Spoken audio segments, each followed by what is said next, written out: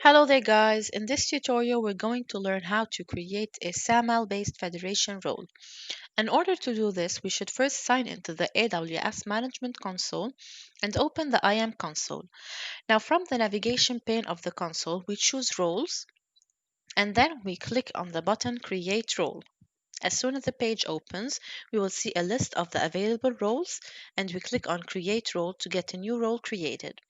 So the aim of this tutorial is to create a SAML 2.0 federation role. So we click on this type. And for the SAML provider, we choose the provider for our role. As you can see here, we do not have a provider already created, so we need to click on Create a new provider in order to do so.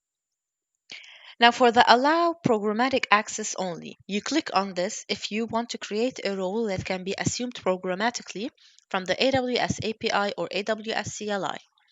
Or you choose Allow Programmatic AWS Management Console Access to create a role that can be assumed programmatically and from the console.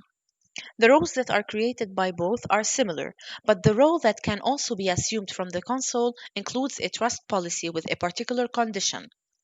Now, the condition explicitly ensures that the SAML audience is set to the AWS sign-in endpoint for SAML.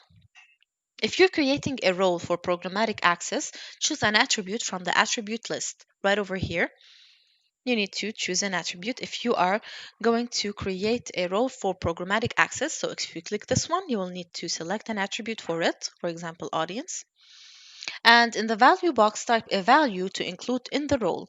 This restricts role access to users from the identity provider whose SAML authentication response includes the attributes that you specify. So you must specify at least one attribute to ensure that your role is limited to a subset of users at the organization. Example 1, 2, 3. Now, if you're creating a role for programmatic and console access, the SAML odd attribute is automatically added and set up to the URL of the AWS SAML endpoint. Now, to add more attribute-related conditions to the trust policy, you choose Add Condition. You select the additional condition and specify a value. So you give it a key, a condition, and a value. If you'd like to add more conditions, you can repeat the steps that we just did. Now you go ahead and review all the SAML trust information and then you click on Next Permissions. So we cannot go to this page since we have not yet created a new provider. Now in the next tutorial, we will learn how to create a new provider since this will take us to a new page.